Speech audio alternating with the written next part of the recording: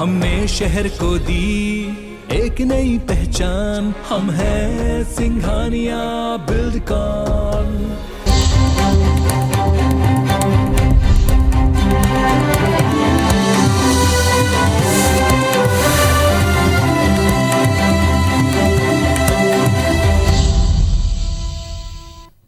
नमस्कार, स्वागत है आप सबका। मैं पुनीत पाठक हूं और आप देख रहे हैं मेरा मध्य प्रदेश। सबसे पहले प्रदेश की 4 बड़ी खबरें।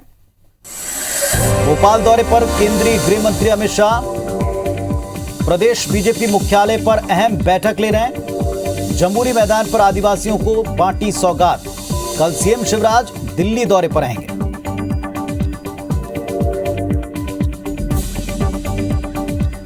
तो ये 4 बड़ी खबरें। आज केंद्रीय गृह मंत्री अमित शाह भोपाल आए, विभिन्न कार्यक्रमों में शामिल हुए। पार्टी और पार्टी के तमाम कार्यक्रमों में शिरकत के साथ एक बड़ा संदेश जनता के बीच देने की कोशिश की। बीजेपी प्रदेश मुख्यालय में अहम बैठक वो ले रहे हैं इस वक्त, और जम्बूरी मैदान पर आदिवासियों के एक बड़े सम्मेलन में शिरकत के कई मायने भी निकाले गए। कल मुख्यमंत्री शिवराज जाएंगे दिल्ली दौरे पर।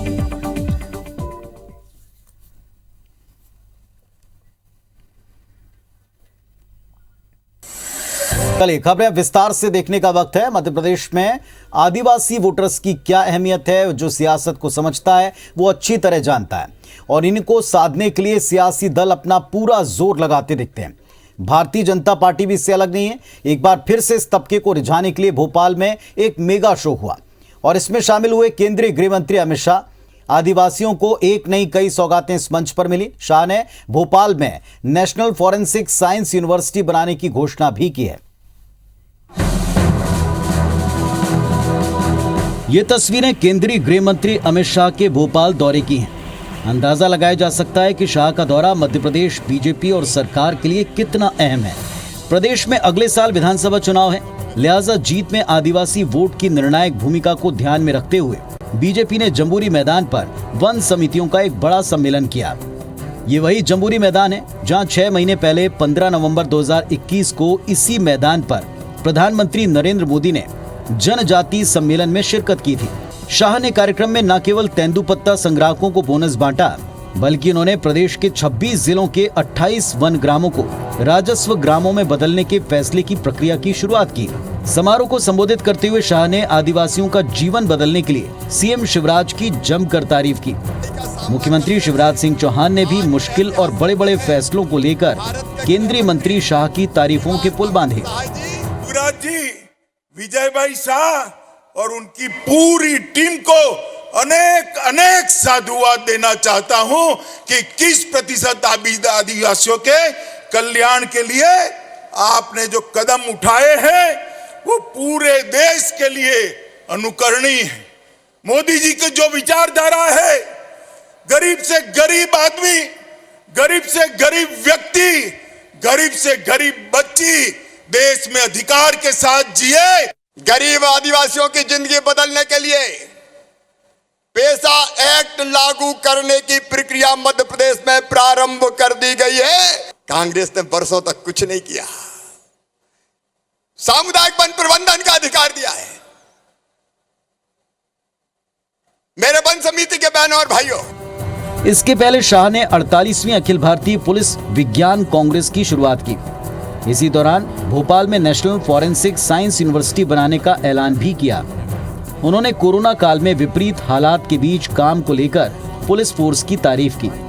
वहीं मुख्यमंत्री शिवराज ने भी मध्य प्रदेश पुलिस की जमकर सराहना की। Medical science, forensic science, management science, arm science और कम्युनिकेशन साइंस, ये सारे विज्ञान के उपयोग को, ये पुलिस के ही विज्ञान है, इसको हमने आगे बढ़ाना पड़ेगा। और मोदी सरकार ने 2 बड़े कदम उठाए हैं। नेशनल फॉरेंसिक साइंस यूनिवर्सिटी बनाई है, जिसकी अब तक 7 राज्यों में एफिलिएटेड कॉलेज खुल गई है। शिवराज जी भी यहाँ खोलने वाले हैं मध्य प्रदेश में, भोपाल के अंदर। और अब पुलिसिंग केवल इतनी नहीं कि अपराधियों को पकड़ो और दंडित करो। प्रशिक्षण हो, वैज्ञानिक विवेचना हो, अन्वेषण के उपकरण हो, नई टेक्नोलॉजी हो और उसका उपयोग हो, फॉरेंसिक साइंस की मदद लेना हो, ड्रोन जैसी टेक्नोलॉजी हो। अमित शाह ने लाल परेड मैदान से शिवाजी नगर तक एक रोड शो भी किया। इसके बाद बीजेपी मुख्यालय में पार्टी नेताओं के साथ बैठक कर पार्टी की आगामी रणनीति पर चर्चा की। बहरहाल 2023 विधानसभा चुनाव के लिहाज से सरकार के लिए शाह का ये दौरा संजीवनी की तरह है। दरअसल मध्य प्रदेश की कुल आबादी में आदिवासियों की आबादी 22% है। 47 सीटों पर आदिवासी वोटर्स की निर्णायक भूमिका है। 2018 के चुनाव में बीजेपी के खाते में इन 47 में से महज 16 सीटें आ पाई थी और इसीलिए बीजेपी अब की बार कोई चूक नहीं चाहती और जीत की जमीन तैयार करने में अभी से जुटी है। सुधीर दंडोतिया, IBC 24, भोपाल। चलिए सीधे भोपाल का रुख करते हैं। हमारे सहयोगी सुधीर दंडोतिया हमारे साथ में बने हुए हैं। शाह के दौरे के काफी मायने, हर तस्वीर में एक संकेत साफ साफ दिखाई पड़ा। बताएं MP बीजेपी को इससे क्या लाभ मिल सकता है, क्योंकि पूरा का पूरा दौरा किसी न किसी एक बड़े वर्ग से जुड़ा हुआ दिखा। देखिए, निश्चित तौर पर अगर बात करें तो काफी अहम दौरा अमित शाह का ये पूरा रहा है और खासकर अगर बात करें तो आदिवासियों को जो सौगात अमित शाह ने दी है, इसका फायदा 2023 के चुनाव में मिलेगा। और बीजेपी प्रदेश कार्यालय जहां पर मैं मौजूद हूं, तकरीबन 2 घंटे से ज्यादा हो चुका समय हो चुका है पुनीत, और अभी तक बैठक जारी थी। हालांकि बैठक खत्म हुई है, पर लेकिन बीजेपी के जो सीनियर नेता है ज्योतिरादित्य सिंधिया, इसके अलावा मुख्यमंत्री शिवराज सिंह चौहान, प्रदेश अध्यक्ष BD शर्मा के साथ जो है चर्चा अमित शाह की जारी है। और आप देखेंगे कि बीजेपी प्रदेश कार्यालय का यह नजारा है जहां पर अभी अमित शाह के जाने का इंतजार, यानी कि कहना चाहिए टारगेट तैयार है। किसी भी वक्त अमित शाह यहां से रवाना हो सकते हैं और कार्यक्रम में थोड़ी सी तब्दीली की गई है। पहले अमित शाह को बीजेपी कार्यालय से भोपाल के लाल परेड ग्राउंड जाना था। लाल परेड ग्राउंड से अमित शाह जो है हेलीकॉप्टर से स्टेट हैंगर जाते और वहां से दिल्ली के लिए रवाना होते, पर चूंकि इस बैठक में ज्यादा समय लगा है, सबसे ज्यादा समय अमित शाह ने बीजेपी के संगठन की इस पूरी बैठक में दिया है, लिहाजा समय ज्यादा लगा है। अब ऐसे में यह पूरा काफिला जो है वो स्टेट हैंगर के लिए रवाना होगा और वहां से अमित शाह दिल्ली के लिए रवाना होंगे। ये अब तस्वीर बिल्कुल साफ हो चुकी है।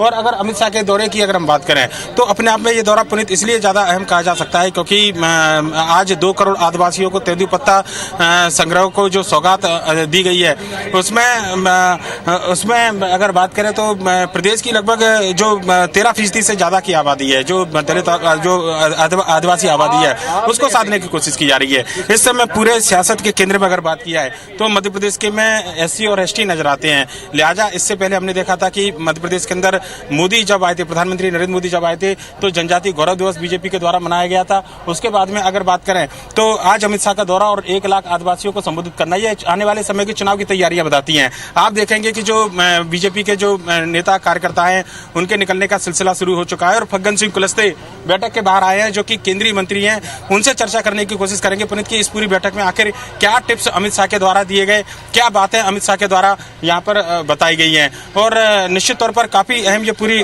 बैठक रही है और उसमें बड़े नेताओं के साथ जो चर्चा की गई है, जाहिर सी बात है कि आने वाले समय में चुनाव 2023 के हैं और ऐसे में काफी माना जा रहा है कि फग्गन सिंह जी काफी अहम बैठक और 2 घंटे से ज्यादा संगठन को समय दिया है यहाँ पर अंदर, क्या क्या चर्चा रही? देखिए, पार्टी के बारे में एक तो बहुत दिनों के बाद मिलना होता है और एक हमारे सीनियर नेता हैं, गृह मंत्री है, तो पार्टी के बारे में कार्यकर्ताओं से मिलना जुलना सामान्य एक प्रक्रिया होती है और इसे उनने सहजता से उनके ध्यान में ये विषय आया कि एक प्रमुख लोगों के साथ में मिलकर के बातचीत करना, उनसे सहजता से बातचीत करना, कोई सहजता से बातचीत हुई है। सहजता से भी बातचीत हुई, कुछ तो बात की होगी, उन्होंने बताया होगा कि प्रदेश के संगठन को लेकर, सरकार को लेकर, आपको लेकर, कामकाज को लेकर, सारे कामकाज को सबको मिलकर के काम करना, जहां पर काम के विस्तार की जरूरत है, काम को बढ़ाने की जरूरत है, पार्टी को और सरकार के निर्णयों का क्रियान्वयन नीचे तक ठीक प्रकार के हो जाए, इसके बारे में चिंता करना। ये जरूर उन्होंने कहा कि इन सब चीज़ों को ध्यान में रखते हुए हमको आगे बढ़ना चाहिए और मध्य प्रदेश एक अच्छा प्रदेश है, इसको जितना बेहतर हम और मॉडल के तौर पे बना सकते हैं, इस प्रकार का उन्होंने जरूर सबको उन्हें निर्देश दिया है। 2023 में चुनाव है, हम इसलिए चर्चा कर रहे हैं क्योंकि पदाधिकारी संगठन के जो चुनाव में जाने वाले हैं, चुनाव को कराने वाले लोग हैं, वो लोग हैं, इसलिए क्या उस पर कोई चर्चा? देखिए, चुनाव से इसका कोई संबंध नहीं, चुनाव अभी बहुत समय है, 1.5 साल बाकी है, परंतु गृह मंत्री जी का आना मध्य प्रदेश में और आज तेंदुपत्ता बोनस और तेंदुपत्ता के लोग, तेंदुपत्ता समिति और इसलिए वन समितियों का सम्मेलन, सर बीजेपी मेन जो उद्देश्य है ये है और इसलिए वो इस कार्यक्रम में आए तो सहजता से आज मिलना भी हुआ। आदिवासी फोकस में है सर, आदिवासी 2 करोड़ आदिवासियों को तेंदुपत्ता का बोनस दे रहे हैं। इससे पहले मोदी जी आए, जनजातीय गौरव दिवस की बात थी, ऐसा लग रहा है कि ट्राइबल पूरा फोकस में इस समय सेंटर ऑफ। देखिए, आज वास्तव में ट्राइबल में ही काम करने की जरूरत है, जैसा अनुभव आप कर रहे हैं। आज एक बात ये ध्यान में रहे आप लोगों के भी कि हिंदुस्तान में सबसे ज्यादा अगर ट्राइबल पॉपुलेशन है तो वो है मध्य प्रदेश में, और इसलिए जो बेहतर कोशिश हो सकती है मध्य प्रदेश में, सरकार इसके लिए काम कर रही है। और हम सब लोग भी सरकार सर आज बीजेपी दफ्तर में भी देख सकते हैं कि ये जो है फग्गन सिंह कुलस्ते हैं, और जाहिर सी बात है जो ट्राइबल की बात करी तो इस बात को स्वीकार कर रहे हैं, खुद भी उसी वर्ग से आते हैं और कई बार प्रदेश अध्यक्ष बनने की मांग उनके द्वारा यहाँ पर की गई थी, लिहाजा जाहिर सी बात है कि वो इस बात को जरूर दोहराएंगे। पर लेकिन अमित शाह की हम बात कर रहे थे, 2 घंटे से ज्यादा का समय बीजेपी कार्यालय के अंदर, भोपाल के अंदर अगर बात करें तो तकरीबन 8.5 घंटे से ज्यादा का समय अमित शाह ने आज भोपाल में दिया है और 3 बड़े कार्यक्रम। नजर रखिए, आपसे हम वापस अपडेट लेंगे। कुल मिलाकर इस दौरे के भारतीय जनता पार्टी के लिए काफी बड़े मायने, खासतौर पर आदिवासी वोट बैंक को अपने पाले में लाने को लेकर प्रयास साफ तौर के ऊपर दिखाई पड़े हैं और एक बड़ा आयोजन एक बार फिर से उसी जम्बूरी मैदान पर दिखा जहां कभी प्रधानमंत्री आए थे इसी वर्ग के लिए कार्यक्रम लेकर। इधर एक तरफ जहां भारतीय जनता पार्टी ने बड़े आयोजन शुरू कर दिए, 23 की तैयारी शुरू कर दी, तो दूसरी तरफ पीसी चीफ कमलनाथ रतलाम में कांग्रेस की जमीन पक्की करने में लगे। रतलाम में कांग्रेस ने कमलनाथ के नेतृत्व में महंगाई के खिलाफ जन आक्रोश रैली निकाली, सरकार को घेरा। कांग्रेस के 70 साल में किए गए काम पर सवाल उठाने पर कमलनाथ ने कहा कि शिवराज सिंह चौहान जिस स्कूल में पढ़े हैं वो कांग्रेस ने बनवाया था, उनके शासनकाल में बना था। कमलनाथ ने सीएम शिवराज को घेरते हुए कहा, कांग्रेस सरकार में पेट्रोल के दाम बढ़ने पर सीएम शिवराज सवाल उठाया करते थे, लेकिन अब केंद्र के सामने किसी की जुबान नहीं खुलती। आप इतनी एक्टिंग कर लेते हैं, बंबई जाइए। शिवराज सिंह जी साइकिल पे चलते थे, अब तो ये साइकिल पंचर हो गई है। पेट्रोल का भाव 55 रुपए चला गया, 54 रुपए चला गया, ये साइकिल पर बैठ गए। ये कलाकारी माहिर है शिवराज जी। मैं तो कहता हूँ शिवराज जी को, आप इतनी एक्टिंग कर लेते हैं, बंबई जाइए, मध्य प्रदेश का नाम रोशन करिए, एक्टिंग करिए वहां। और एक बड़ी खबर आपको बता रहे हैं खरगोन से। खरगोन में एसपी सिद्धार्थ चौधरी को गोली मारने वाला आरोपी गिरफ्तार हो गया। मोहसिन और वसीम की पहचान कल पुलिस ने की थी, अब उसकी गिरफ्तारी हो गई। खरगोन जिले के कसरावत से पुलिस ने गिरफ्तार किया है। रामनवमी के जुलूस के दौरान जो पथराव की घटना हुई थी, इसी बीच गोली चली थी और इस घटना के बाद से आरोपी फरार हो गया था। डीआईजी तिलक सिंह ने इस बात का खुलासा किया। तस्वीरें देख रहे हैं आप, एक्सक्लूसिव तस्वीरें। मोहसिन और वसीम, पुलिस ने उसे गिरफ्तार कर लिया है। खरगोन जिले के कसरावत से इसे पकड़ा गया है। एसपी सिद्धार्थ चौधरी को गोली मारने का यह आरोपी है जिसकी गिरफ्तारी पुलिस ने कर ली। कुछ घंटे पहले इसकी पहचान की गई थी और एक दिन बाद इसकी गिरफ्तारी कर ली गई कसरावत से। शशिकांत हमारे सहयोगी जुड़े हमारे साथ में। शशिकांत, तस्वीरें दर्शकों को दिखा रहे हैं, बताएं किस तरह हुई गिरफ्तारी। जी मैं बताना चाहता हूँ कि रामनवमी की जुलूस के दौरान पथरावबाजी के बाद में जब आगजनी घटना हुई तो एसपी सिद्धार्थ चौधरी अपने गनमैन और स्टाफ के साथ में संजय नगर स्थित त्रिवेणी चौक पर पहुंचे थे, जहां पर आरोपी मोहसिन उर्फ वसीम ने एसपी के पैर में गोली मार दी थी, जिसके बाद से ही वह फरार था। पुलिस इस आरोपी को ढूंढने के लिए कई साइबर सेल सहित अन्य जिलों की पुलिस भी इसमें लगी हुई थी, लेकिन अभी जब निमाड़ रेंज के डीआईजी तिलक सिंह और एसपी रोहित कासवानी और आईपीएस अंकित जायसवाल द्वारा इस बात का खुलासा किया गया कि आरोपी मोहसिन उर्फ वसीम को खरगोन जिले के कसराव से इसमें गिरफ्तार कर लिया गया है। पुलिस को यह एक बहुत बड़ी उपलब्धि हासिल हुई है और एक इसमें देखा जाए तो इसमें फिलहाल उसको राउंड अप करने के बाद में उससे पूछताछ की जाएगी, जिसके पास जिस देसी कट्टे से उसने फायर किया था उस कट्टे को भी पुलिस बरामद करेगी। लेकिन खरगोन जिले की यह सबसे बड़ी घटना थी जिसमें एसपी सिद्धार्थ चौधरी गोली लगने से घायल हुए थे। चलिए, तो ये तस्वीरें आपको दिखा रहे हैं एक्सक्लूसिव। घटना के बाद से जो फरार आरोपी था मोहसिन और वसीम, उसकी गिरफ्तारी हो गई। डीआईजी तिलक सिंह ने इसका खुलासा कर दिया। शुक्रिया आपका इस पूरी जानकारी के लिए।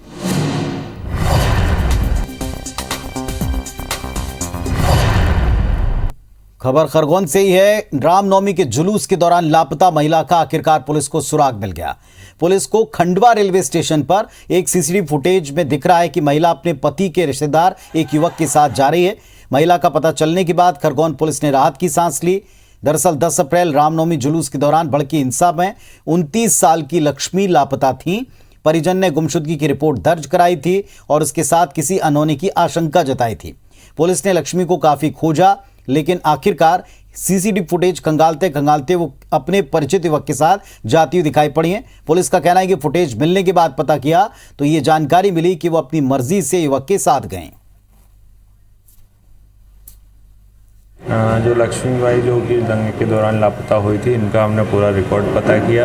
ये यहाँ से अपने ही पति के रिलेटिव के साथ गई थी और इसको यहाँ भी देखा गया और फुटेज में खंडवा रेलवे स्टेशन पे भी देखा गया और इसको ढूंढने का पुलिस प्रयास कर रही है, पर ऐसा कुछ नहीं है, ये जीवित हैं और सही सलामत है।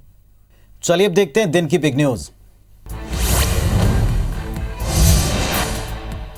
भगोड़े कारोबारी नीरव मोदी विजय माल्या को भारत के हवाले करने पर बोरिस जॉनसन ने कहा कि हमारी सरकार तो प्रत्यर्पण की मंजूरी दे चुकी है, लेकिन मामला कानूनी पेचीदगियों में उलझा है। हम ऐसे किसी शख्स को अपने देश में कानून का बेजा इस्तेमाल नहीं करने देंगे जो भारत में घोषित अपराधी हो।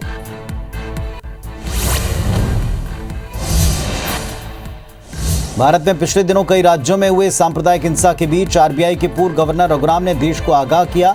रघुराम राजन ने कहा कि दुनिया में देश की बन रही अल्पसंख्यक विरोधी छवि भारतीय प्रोडक्ट्स के लिए बाजार को नुकसान पहुंचा सकती है। उन्होंने कहा कि भारत की ऐसी इमेज बनने के चलते विदेशी सरकारें राष्ट्र पर भरोसा करने से हिचकिचा सकती हैं।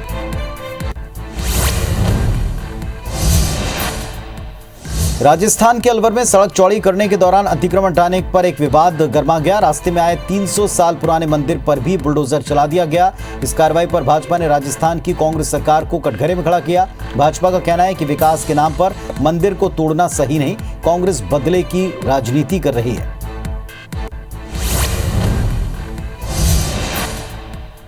जम्मू कश्मीर के आतंकी हमले में सतना का एक जवान शहीद हो गया। शहीद एएसआई शंकर प्रसाद पटेल मैहर के अंदरा गांव का रहने वाला था। सर्च ऑपरेशन के दौरान आतंकियों ने हमला कर दिया, जिससे वे शहीद हो गए। आतंकियों ने सीआईएसएफ बस के ऊपर ग्रेनेड फेंका था।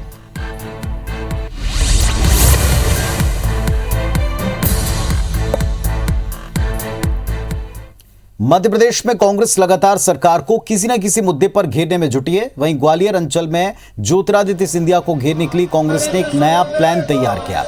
कांग्रेस की ओर से हर मंगलवार को सिंधिया और शिवराज सरकार की सद्बुद्धि के लिए हनुमान चालीसा का पाठ किया जाएगा। पार्टी कहती है कि बढ़ती महंगाई में आम आदमी की कमर टूट चुकी है, लेकिन सरकार को ये सब दिखता ही नहीं। लिहाजा कांग्रेस महंगाई के विरोध में प्रदर्शन के साथ साथ एक सद्बुद्धि यज्ञ करेगी, हनुमान चालीसा का पाठ कराएगी।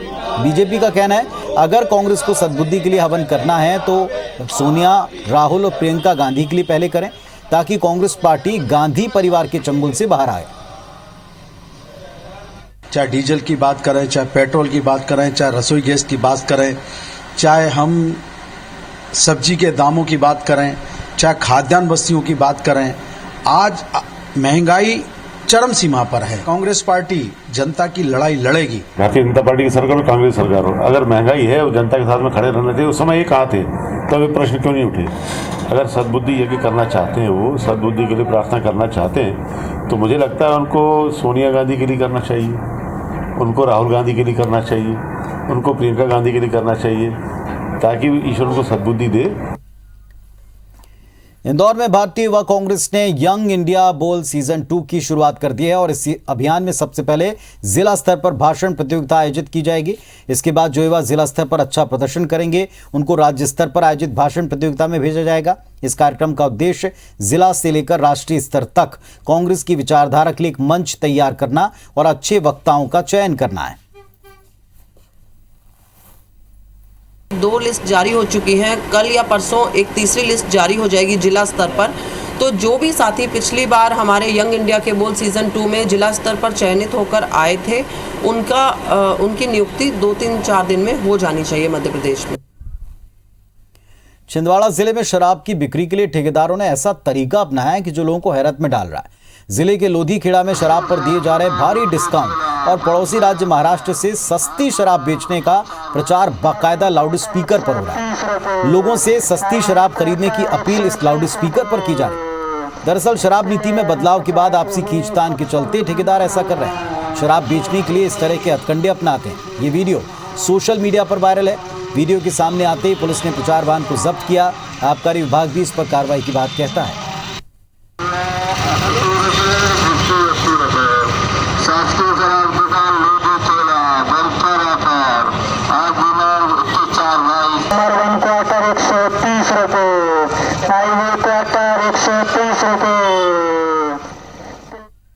मैंने भी वीडियो को देखा है और बाद में पता किया है तो सौंसर पुलिस ने एक ऑटो जब्त किया है कोई माइक लगा के प्रचार करते हुए, और मैंने व्रत संसार के प्रभारी को जांच के लिए बोला है।